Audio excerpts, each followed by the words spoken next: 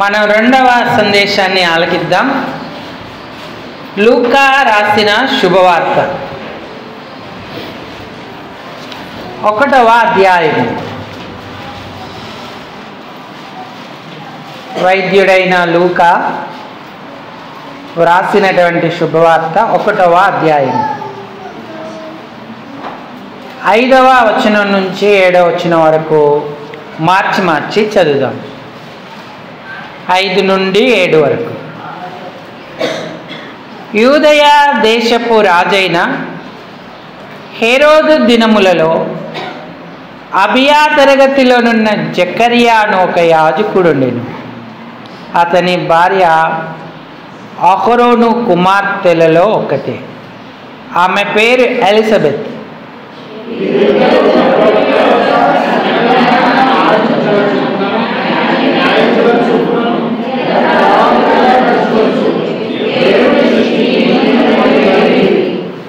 Elizabeth గొడ్రాలయ్యున్నందున వారికి పిల్లలు లేకపోయేది. మరియు వారిద్దరూ బహుకాలము గడిచిన వృద్ధులైది. 6వ వచనాన్ని మనందరం కలిసి బిగ్గరగా మరొక పర్యాయం చదువుకుందాము.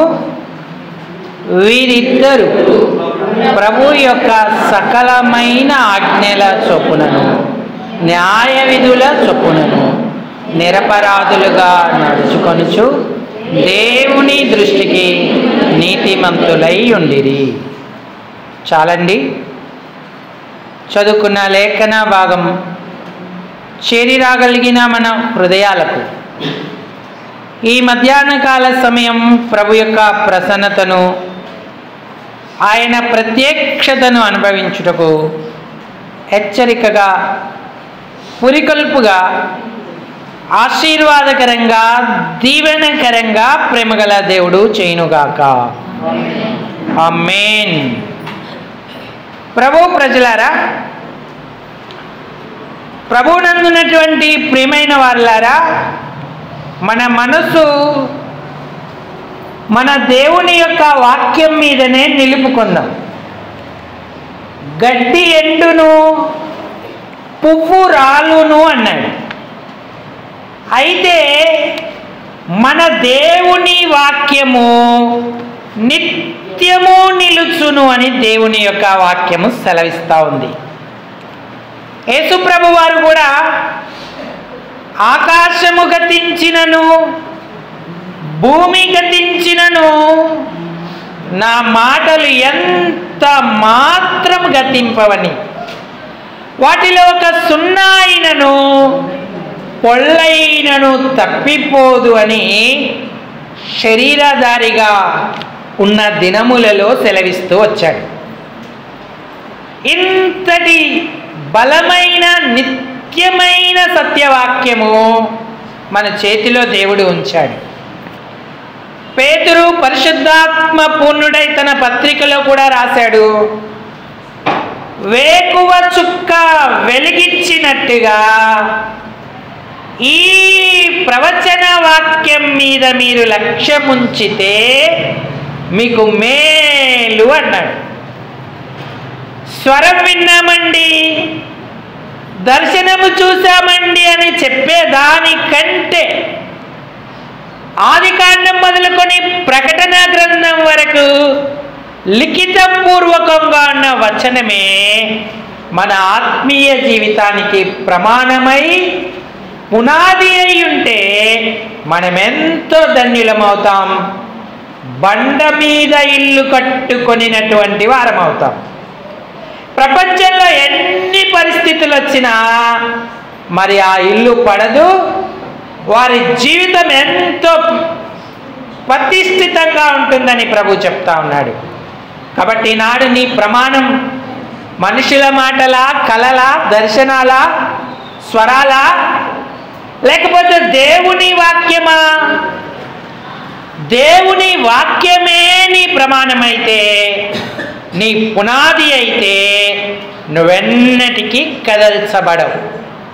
సరిగ్గా గబ్రియేలు దూత మరియమ్మను దర్శించడానికి 6 నెలల ముందుగా యూదయ ప్రాంతములో ఒక కొండ ప్రాంతం, ఆ కొండ ప్రదేశంలో ఉన్న చిన్న గ్రామంలో నివసిస్తున్న వృద్ధ దంపతులను ఆయన దర్శించాడు. వారికి చెప్పవలసిన విషయాలు చెప్పాడు. యూదుల నెలల ప్రకారంగా, వారికి ఉన్నటువంటి క్యాలెండర్ ప్రకారంగా గబ్రియేలు దూత వారు దర్శించిన కాలాన్ని లిఖించి ఉన్నారు. అయితే వారి జీవితాల గురించి ముందే పరిశుద్ధాత్మ దేవుడు మనకు తెలియపరుస్తూ ఉన్నాడు. వారికి ఉన్నటువంటి లక్షణాలు వారి కుటుంబం వలె మన కుటుంబం కూడా ఈ దినాలలో కలిగి ఉంటే ఆ కుటుంబములో నిజమైన క్రిస్మస్ ఆనందం ఉంటుంది. క్రిస్మస్ ఆనందం అంటే ఇప్పుడు ఆధునికంగా ప్రపంచం చేసుకుంటున్న ఆనందం కాదు. ఆదిమ సంఘం, అలాగే పాత నిబంధనలోని పరిశుద్ధులు క్రీస్తును అంతరంగికంగా కలిగి ఆత్మానందాన్ని పొందారు. అదే నిజమైన క్రిస్మస్ ఆనందం. అది ఎప్పటికీ నిలిచి ఉండేటువంటి ఆనందం. ఈనాడు సాంఘికంగా మందిరాలు శుభ్రం చేసుకొని పెయింటింగ్ వేసి విద్యుత్ దీపాలతో అలంకరించి స్టార్లు పెట్టి క్రిస్మస్ ట్రీలు పెట్టి లేదా పశువుల పాక వేసి ఇంకా ఏదో రకరకాలైన వెలుతురులో పొగల మధ్య పాటలు పాడుతూ ప్రభువును స్తుతించడమే క్రిస్మస్ ఆనందం కాదు. అదంతా సాంఘికమైనది, సోషలైజేషన్. అది చేసినా చెయ్యకపోయినా పెద్ద నష్టము ప్రమాదమేమీ లేదు. కానీ ఆత్మకార్యం జరగకపోతే ఘోర ప్రమాదం, ఘోర నష్టం ఉన్నది. అది ఎవ్వరు కూడా పూడ్చలేనటువంటిది. ఆధునిక ప్రపంచం ఆనందిస్తున్నట్టుగా ఈ వెలుగులలో, కాంతులలో, లోకపరమైనటువంటి మనుషులను సంతోషపరిచే విషయాలలో నువ్వు ఆనందిస్తున్నావా? లేక దేవుడు ఏర్పరచిన నిజమైన క్రిస్మస్ ఆనందాన్ని అనుభవిస్తున్నావా? క్రైస్తవ కుటుంబం, క్రీస్తును కలిగిన కుటుంబం ఏ అనుభవాలతో ఉండాలో ఆ అనుభవాలతో ఉన్నప్పుడు మిగిలిన కార్యక్రమాలు ఒకంత అర్థవంతంగా ఉంటాయి. అసలైనటువంటి ఆ అనుభవాలు లేకపోయినప్పుడు మిగిలిన కార్యక్రమాలకే ప్రాధాన్యత ఇస్తే అవి ఎంత ఆర్భాటంగా, ఘనంగా, గొప్పగా జరిగినా 2 రోజులు మనుషులు చెప్పుకొని ఆనందించడానికే తప్ప పరలోకపు దేవుడి నుంచి నీకు దీవెనాశీర్వాదాలు కలగనే కలగవు. ఎన్నటికీ భ్రమపడద్దు. భ్రమపరచు ఆత్మవశములోకి మనం వెళ్ళొద్దు. అందుకే వాక్యపు వెలుగును మనం కలిగి ఉండాలి. వాక్యం చదవాలి, వాక్యం వినాలి, ఆ వాక్య అనుభవాలు ఏంటో గ్రహించుకొని మన అనుభవముగా చేసుకొని ధన్యులమయ్యేటువంటి వారిగా ఉండాలి. జకరియా, ఎలిజబెత్ అనే ఇద్దరు క్రీస్తును ఆరాధించడంలో, క్రిస్మస్లో ఒక గొప్ప పాలిభాగమై ఉన్నారు. వారి దగ్గర నుండే ఆ కొండ కోణ ప్రాంతమైనటువంటి యూదయ ప్రాంతంలో నుండే రక్షణ సువార్తకు అడుగులు పడ్డాయి. వారి కుమారుడే ప్రభు యొక్క మార్గాన్ని సరళం చేశాడు. పరలోక రాజ్యము సమీపించి ఉన్నది, మారు మనసు పొందుడని అందరికీ ప్రకటన చేస్తూ నీళ్ళల్లో వారికి బాప్తిస్మం ఇస్తూ వచ్చాడు. ఆయన పేరు బాప్తిస్మమిచ్చు యోహాను. వారి తల్లిదండ్రుల పేర్లు ఎలిజబెత్, జకరియా. చూడండి, లూకా సువార్త 1వ అధ్యాయము 5 నుంచి సహాయం చేయండి. యూదయ దేశపు రాజైన ఆ దినాలలో ఇజ్రాయేలు దేశం 3 భాగాలుగా ఉంది. యూదయ, అలాగే సమరయ, అలాగే గలిలయ అనే ప్రాంతాలు. ఈ యూదయ ప్రాంతములో హేరోదు రాజు పరిపాలన చేస్తా ఉన్నాడు. ఆ దినాలలో అబియా తరగతిలోనున్న ఎన్ని తరగతులున్నాయో తెలుసా? దేవుణ్ణి సేవించడానికి మహారాజైన దావీదు తన కాలంలో యాజక ధర్మం నిరాటకంగా సాగడానికి ఇశ్రాయేలు వారిని 24 తరగతులుగా, అంటే లేవీయులు యాజకులను 24 తరగతులుగా విభజించారు. అందులో అబియా అనే తరగతి ఒక తరగతి. ఆ తరగతిలో జకరియా అను ఒక యాజకుడు ఉన్నాడు. అతని భార్య అహరోను కుమార్తెలలో ఒకటి. ఆమె పేరు ఎలిజబెత్ అన్నాడు. వీరిద్దరు భార్యాభర్తలు, బహుకాలము గడిచిన వృద్ధులు అన్నారు. యవన కాలంలోనే వీరికి వివాహమైన వారికి సంతానము లేదు.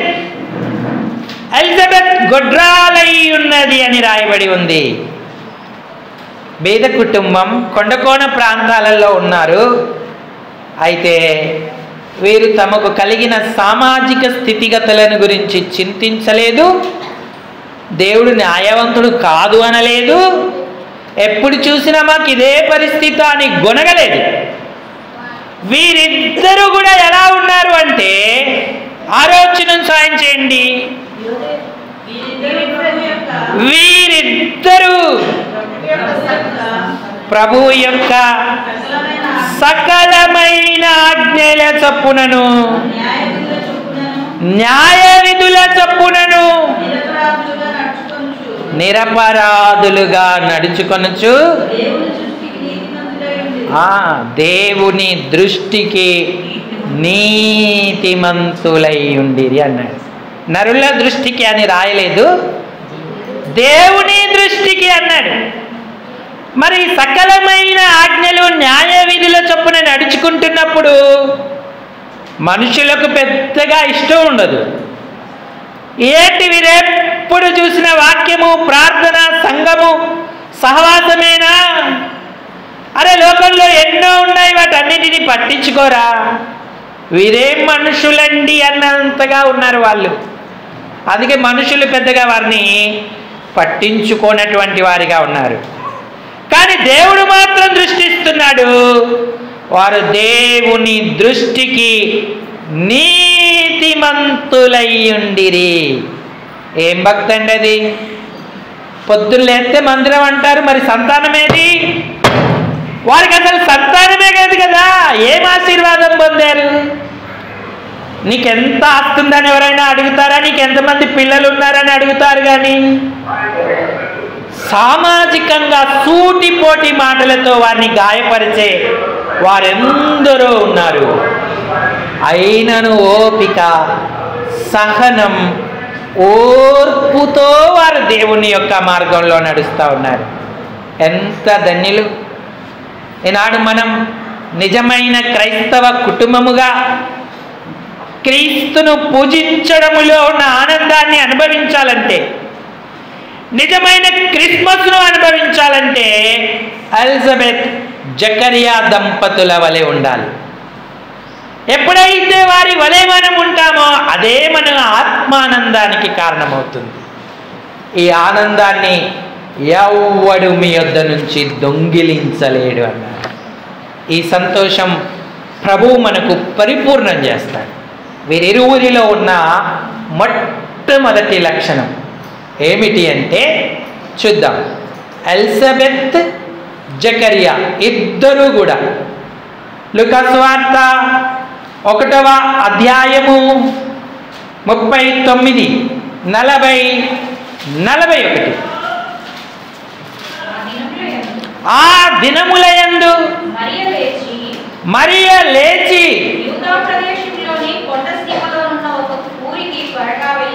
గబ్రియేలు దూత తనకు ప్రత్యక్షమైన తర్వాత ఇది ఎలిజబెత్కు 6వ మాసం అని చెప్పినప్పుడు ఆమె లేచి యూదా ప్రదేశంలోకి వెళ్ళింది.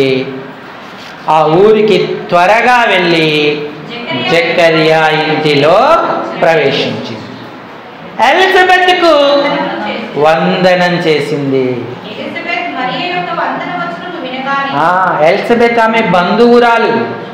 నీ బంధువురాలైన ఎలిజబెత్కు ఇది 6వ మాసము అని చెప్పాడు దేవదూత. మరియ వందన వచనం చేయగానే ఆమె గర్భములోని శిశువు గంతులు వేసేను అన్నాడు.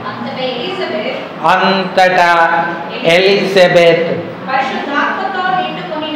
పరిశుద్ధాత్మతో నిండుకొనినదై. ఇక ప్రవచనమో ప్రభువును స్తుతియో ఆమె చేస్తూ వచ్చింది. ఎలిజబెత్ పరిశుద్ధాత్మతో నిండుకొనినదై. ఇక్కడ ఎలిజబెత్ ఉపవాస ప్రార్థన ఉండలేదు. ఎలిజబెత్ పరిశుద్ధాత్మ నింపుదల కూటం కొరకు లేదా సేవకులు చేతులు పెట్టి ప్రార్థన చేసి నూనె పోసి అభిషేకించి పరిశుద్ధాత్మను నాకు ఇస్తారని ఎదురు చూడలేదు, కనిపెట్టలేదు. ఎలిజబెత్ మరియ యొక్క వందన వచనం వినగానే పరిశుద్ధాత్మ చేత నిండుకొన్నది. దేవుని పలకరింపు, దేవుని మాట, దేవుని వాక్యం వింటే మనం పరిశుద్ధాత్మ పూర్ణులం అవుతాం. అప్పుడు స్తుతిస్తాము, ప్రవచిస్తాము. మరియ గురించి ప్రవచించింది, స్త్రీలలో నీవు ఆశీర్వదింపబడిన దానవు, నీ గర్భ ఫలమును ఆశీర్వదింపబడును.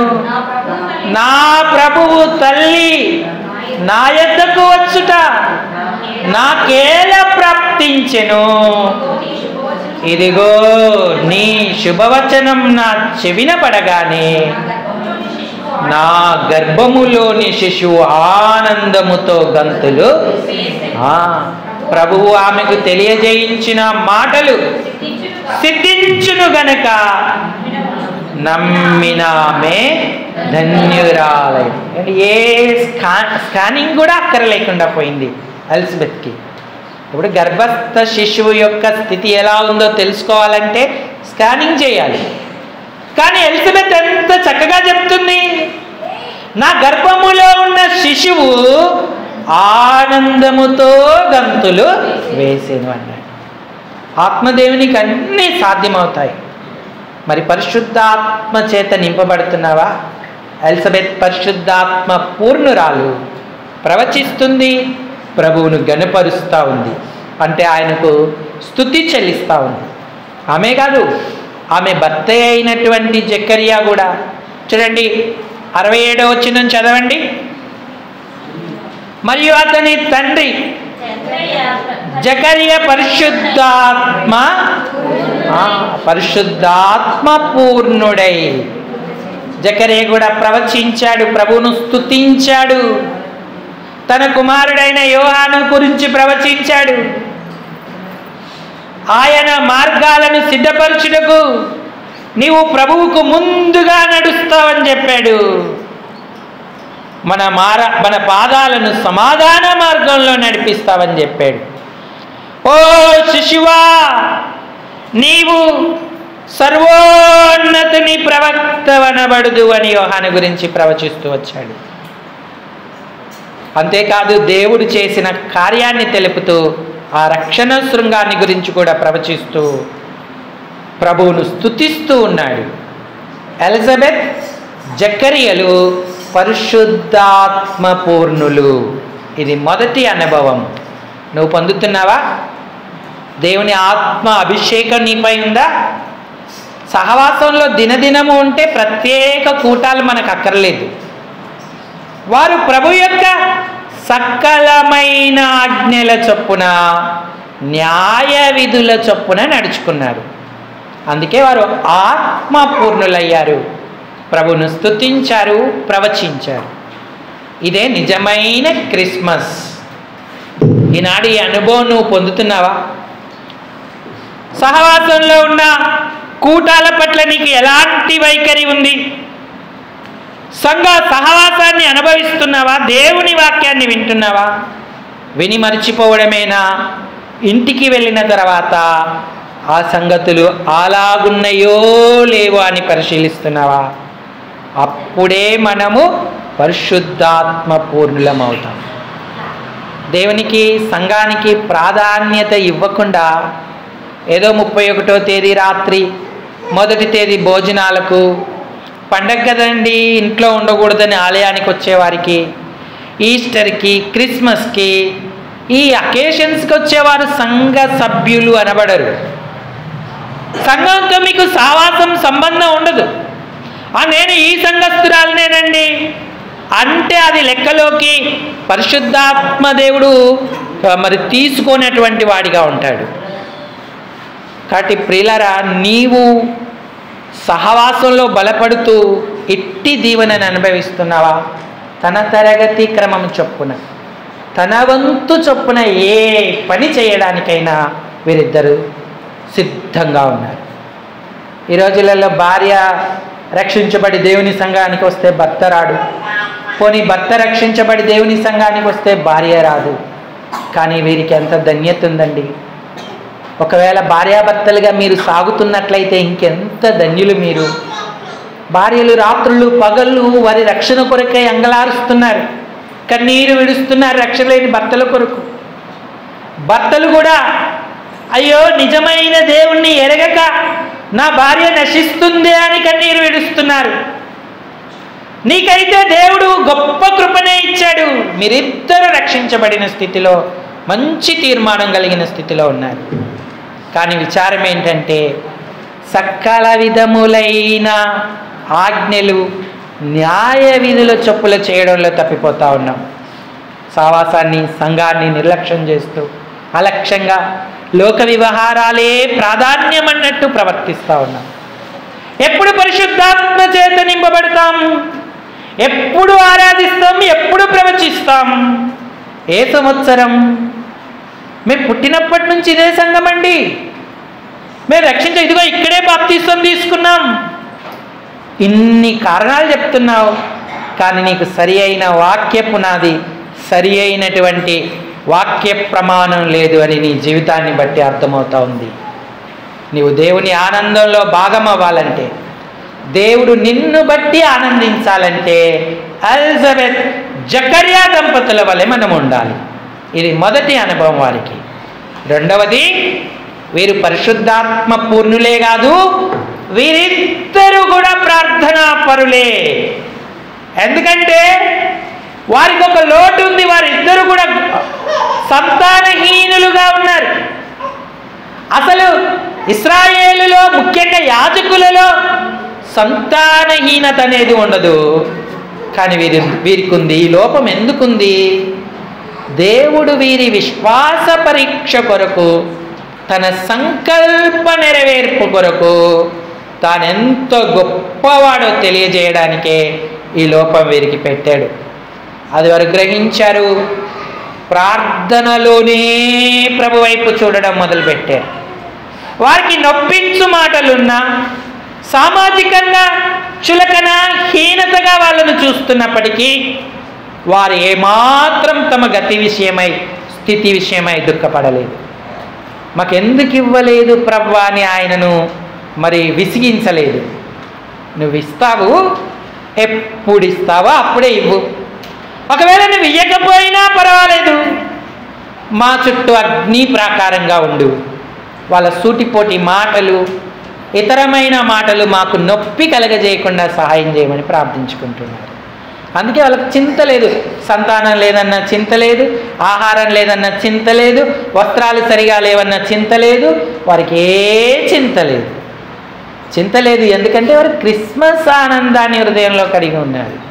ఒక పాట పాడుతూ ఉంటాంగా, చింత లేదిక యేసు పుట్టెను. యేసు వారి హృదయంలోనే, రక్షకుడు మెస్సియా వారి హృదయంలోనే ఉన్నాడు. కాబట్టి ఇక దేని గురించి వారు చింతించేటువంటి వారిగా ఉండాలి. ఈ గొప్ప ధన్యతను వారు అనుభవిస్తూ ఉన్నారు. వారు ప్రార్థన పరులు అనడానికి రుజువేంటి? చూడండి, 8-9 వచనాలు చదవండి. లూకా 1:8-9. జకరియా తన తరగతి క్రమము చొప్పున దేవుని ఎదుట యాజక ధర్మము జరిగించుచుండగా యాజక మర్యాద చొప్పున ప్రభువు ఆలయములోనికి వెళ్ళి ధూపము వేయుటకు అతనికి వంతు.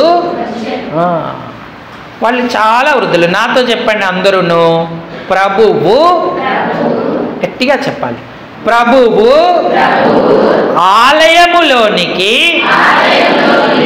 వెళ్ళి. జకరియా దాదాపు మరి బహుకాలము గడిచిన వృద్ధుడయ్యాడంటే 80 లేదా 90 సంవత్సరాల వరకు ఉండొచ్చు. వృద్ధులు ఎంత బలహీనంగా ఉంటారు. ముఖ్యంగా వీరు యాజకులు, బహుస్థూలకాయులు, ఎక్కువ శరీరం ఇశ్రాయేలుకు ఉంటుంది.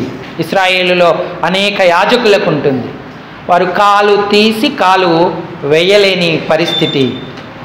ఇంట్లో ప్రార్థన చేసుకోవచ్చుగా, అయ్యా నేను ముసలోన్ని, ఆ కొండ కోన ప్రాంతాలలో ప్రయాణం చేసి యెరూషలేముకు వచ్చి ఇప్పుడు నా వంతు చొప్పున నేను ధూపం వేయాలా ఆలయంలో? నా వల్ల కాదులేండి, ఎవరికో ఒకరికి అప్పచెప్పండి అని చెప్పలేదు. లేదులేండి నేను ఇంట్లోనే చేసుకుంటాను అని కూడా అనలేదు. జకరియా, ఇది నీ వంతు, నువ్వే రావాలి యెరూషలేముకి, ఇదిగో ధూపం వేయాలి అని చెప్పినప్పుడు ఈ యాజక మర్యాద కొరకు ఇశ్రాయేలీలు ఉవ్విళ్ళూరుతూ ఉంటారు. ఎప్పుడెప్పుడు నాకు అవకాశం వస్తుందా అని ఎదురు చూసేవారుగా ఉంటారు. అతి పరిశుద్ధ స్థలములోకి వెళ్ళి, పరిశుద్ధ స్థలంలోకి వెళ్ళి ధూపము వేసే వంతు కొరకు నిరీక్షణ కలిగి ఉంటారు. అవకాశం రాగానే ప్రయాణానికి ఏర్పాట్లు చేసుకున్నాడు, అన్నీ చక్కపరుచుకున్నాడు. చక్కగా ప్రభు యొక్క ఆలయంలోకి వెళ్ళాడు, ధూపం వేశాడు. అప్పుడు దేవదూత ధూపవేదిక కుడి పక్కన అతనికి ప్రత్యక్షమైంది. ప్రత్యక్షమై అన్నాడు, జకరియా భయపడకుము, నీ ప్రార్థన వినబడినది. మరి ఇంట్లో ప్రార్థన చేసుకుంటే వినబడదా? ఆలయంలోకి వచ్చి ప్రార్థన చేస్తేనే వినబడుతుందా? అక్కడ వినబడుతుంది. అది ఒక రకమైన అనుభవమే. ఆలయంలోకి వెళ్ళి ప్రార్థించడం మరొక రకమైన సంపూర్ణ అనుభవం. రెండు అనుభవాలు కుడి ఎడమలుగా మనం కలిగి ఉండాలి అని తెలియజేస్తూ ఉంది. సంఘ ప్రార్థనను ఎంత ప్రేమిస్తున్నా. ఈ సంవత్సరాంత నెలలో ఉన్నాం, ఎన్నో వారాలు జరిగింది. ఎన్ని వారాలు నువ్వు అటెండ్ అయ్యావు? స్త్రీల కూటాన్ని ఎంత ప్రేమిస్తున్నావు, ఎంతగా అటెండ్ అయ్యావు? ప్రభు యొక్క ఆజ్ఞ ఇది, మెలకువగా ఉండి ప్రార్థన చేయుడి అన్నాడు. వ్యక్తిగతంగానే కాదు, నీ ఇంట్లోనే కాదు, ఆలయములోనికి వెళ్ళి ప్రార్థన చేసే అనుభవం ఉండాలి. అంటే సంఘముతో కలిసి ప్రార్థించే అనుభవం. గృహకూటాలలో నీ వంతుందా? నువ్వు వచ్చావా గృహకూటాలకి? ఆలయానికి వచ్చావా? ఆదివారాలు రావడమే గగనం. ఇక నేనెక్కడ శుక్రవారాలు శనివారాలు గృహకూటాలలో కనబడతానంటావా? అది నీకు నిజమైన క్రిస్మస్ ఆనందాన్ని ఎలా ఇస్తుంది? ఎలిజబెత్ ప్రార్థనా పరురాలే, జకరియా ప్రార్థనా పరుడే.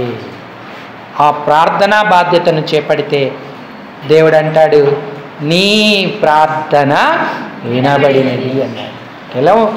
జకరియా గారే కాదు, ఎలిజబెత్ అమ్మే కాదు. చూడండి, దావీదు కూడా తన అనుభవాన్ని చెప్తా ఉన్నాడు. దావీదైతే అరణ్యంలో ప్రార్థన చేశాడు, ఎడారిలో ప్రార్థన చేశాడు, గుహల్లో ప్రార్థన చేశాడు. అంతేకాదు, ఆలయములో కూడా ప్రార్థన చేశాడు. 18వ కీర్తనలో ఆ వచనాన్ని చదవండి, మీకు తెలిసిపోతుంది. మరణపు టురులు నన్ను ఆవరింపగా. కీర్తన 18కి రండి.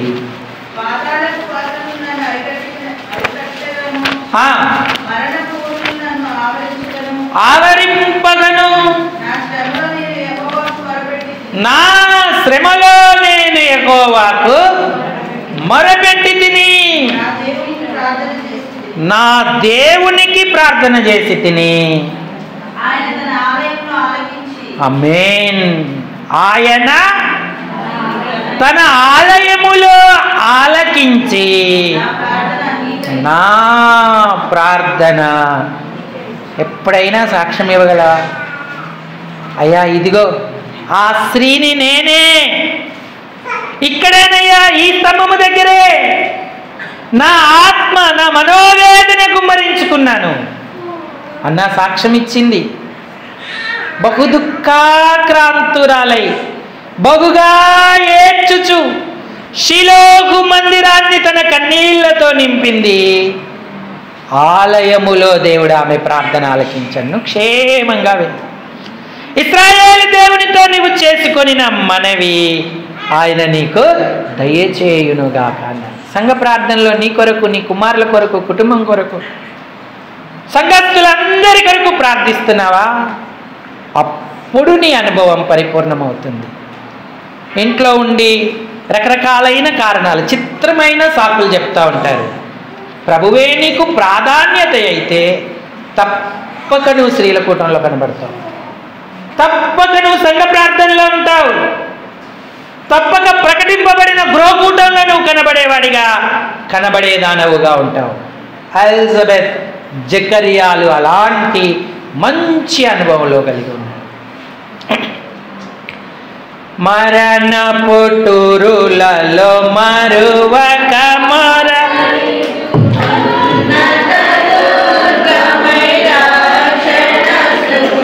అందరూ పాడండి.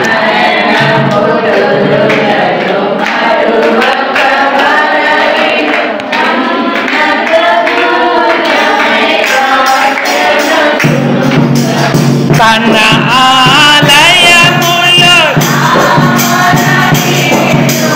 తన ఆలయములో ఆదిరెను ధరణి భయకంబముచే ఆదిరెను ధరణి భయకంబముచే యెహోవా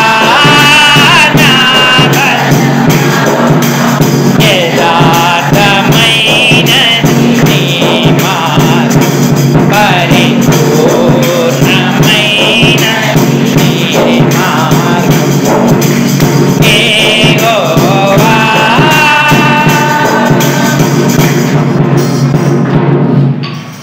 కాబట్టి ప్రియులారా, సంఘ ప్రార్థన సమావేశాలు గొప్ప దీవెనను కలగజేస్తాయి. తీర్మానం లేకుండా బ్రతికే బ్రతుకు క్రైస్తవ బ్రతుకు కాదు. కాబట్టి నువ్వు ఆయన ఆజ్ఞల చొప్పున నిరపరాధుడిగా నిందారహితంగా జీవిస్తూ ఉన్నావా? గొప్ప ఆశీర్వాదాన్ని అనుభవిస్తావు. తీర్మానం లేకపోతే తీర్మానం చేసుకోవాలి. యుక్త మార్గం క్రమముగా నడుచుకొని వారికి ఆయన కేయడము అన్నాడు. అంటే కారణాలు ఎప్పుడూ ఉంటాయి, కారణాలు లేకుండా ఉండవు. కడుపు నొప్పి వస్తుంది, కాలు నొప్పి వస్తుంది, గోడ అడ్డం వస్తుంది, ఏదైనా అడ్డం వస్తుంది.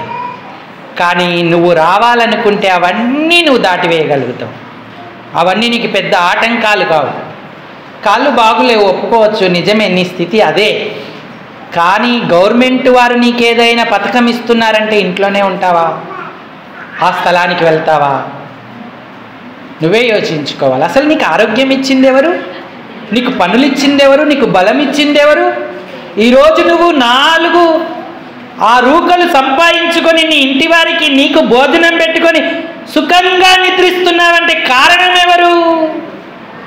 మూల కారణాన్నే నీవు కాలుతో తంతా ఉన్నావు, లక్ష్య పెట్టట్లేదు. అప్పుడు నీకు ఎలా సుఖ జీవనం, సంతోషంతో కూడిన సంవత్సరాలు వస్తాయి? అన్నిటికీ ఆయనే ఆధారం. ఈనాడు నాకు కలిగి ఉన్న ఆరోగ్యం, నాకు కలిగి ఉన్న సంపద, నా పిల్లలకి నేను సంతోషంగా చూసుకుంటున్నానంటే ఆయనే కారణమని గుర్తిస్తున్నావా? ఆయనను గణపరచకుండా మనం ఏ మేలు పొందలేము. మన స్థితిగతులను దేవుడు మార్చగలవాడు గనక ముందు ఆయనకు మనం ప్రాధాన్యత ఇవ్వాలి. సంఘ సావాసాన్ని మానొద్దు, అలాగే ప్రభువును ఆరాధించుట మానొద్దు. వారిద్దరూ పరిశుద్ధాత్మ పూర్ణులు మొదట, రెండవదిగా ప్రార్థనా పరులు. ప్రార్థనా పరులు. వారికి ఇవ్వబడిన ఆశీర్వాదం ఎంత గొప్పది. మూడవదిగా వారు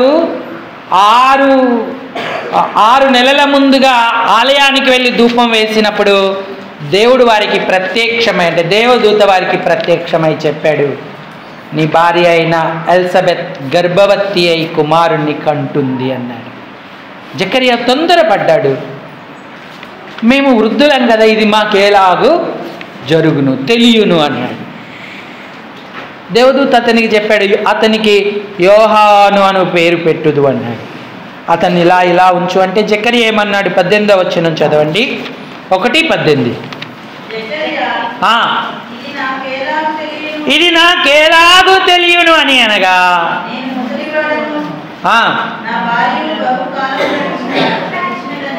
దూతతో చెప్పగా, నేను దేవుని సముఖమందు నిలుచు గబ్రియేలును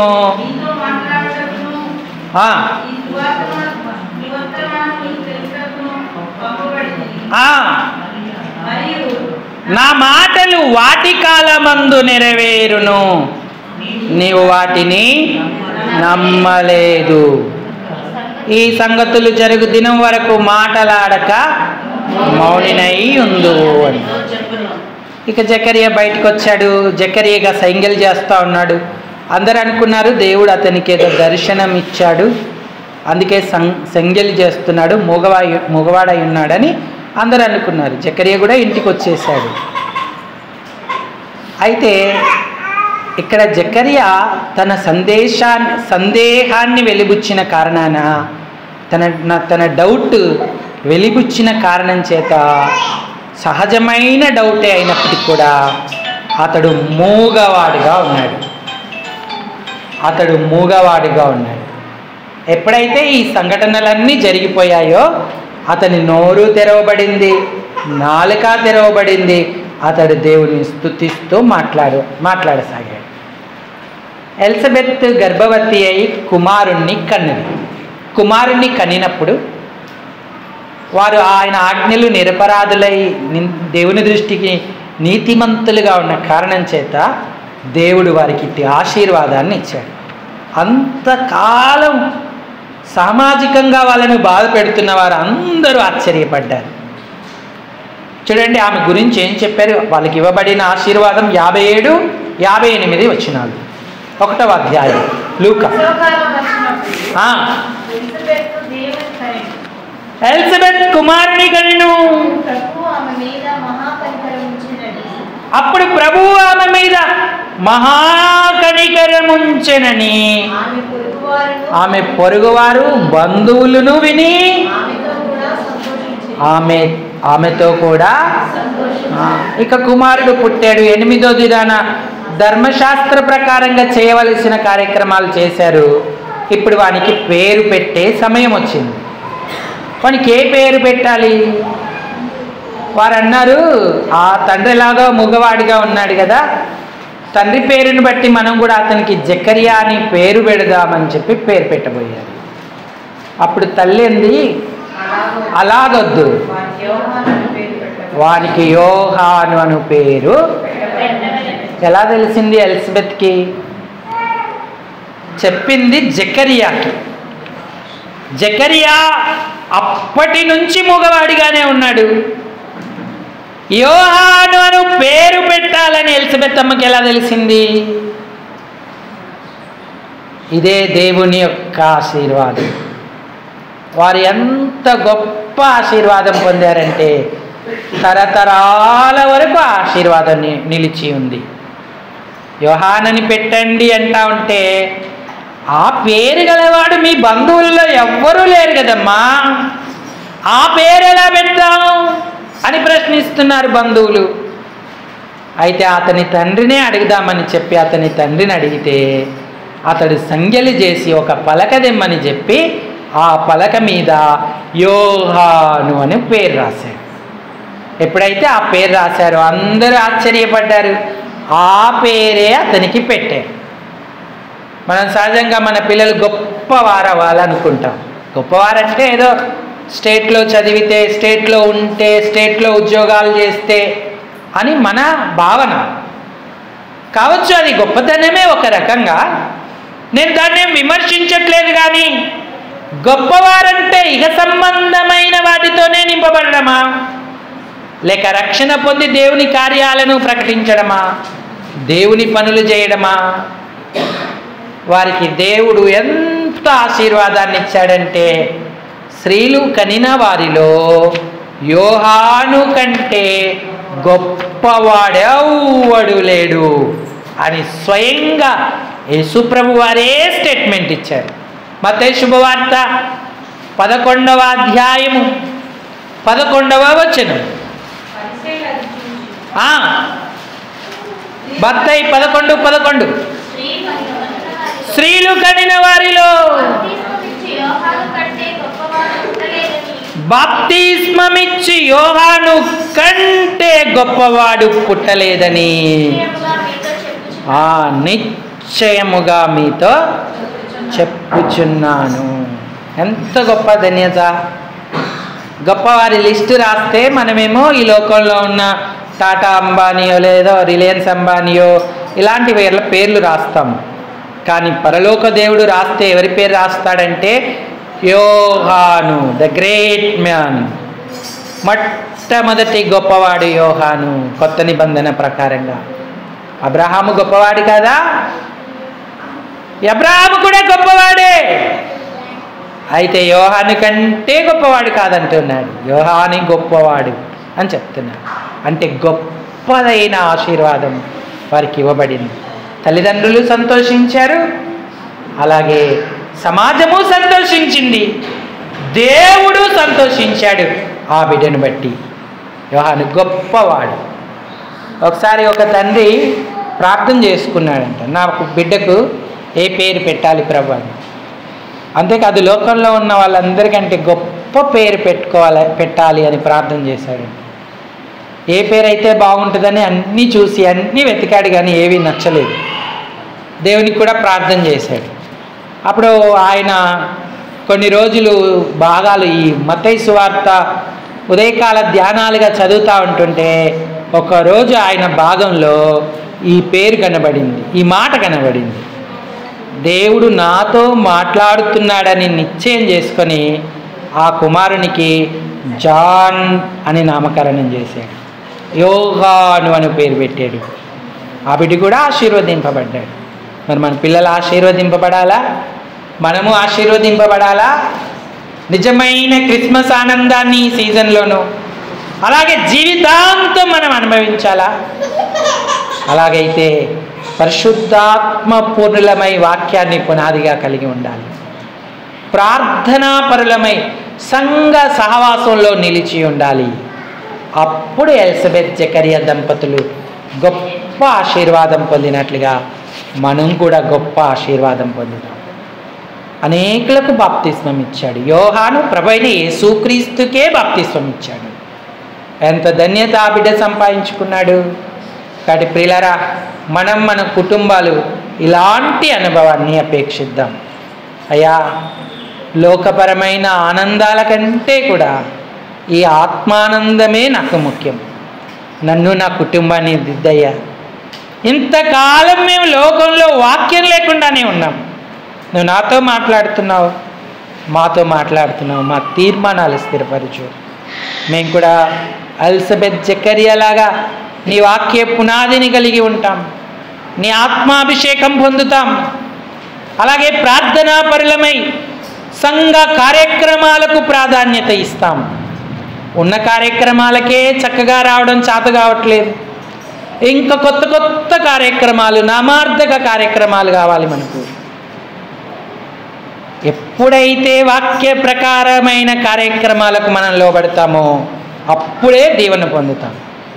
మనుషులను సంతోషపెట్టడానికి కాదు, దేవుణ్ణి సంతోషపెట్టుకోవడానికే మనం ప్రతిష్ఠించుకునే వారంగా ఉండాలి.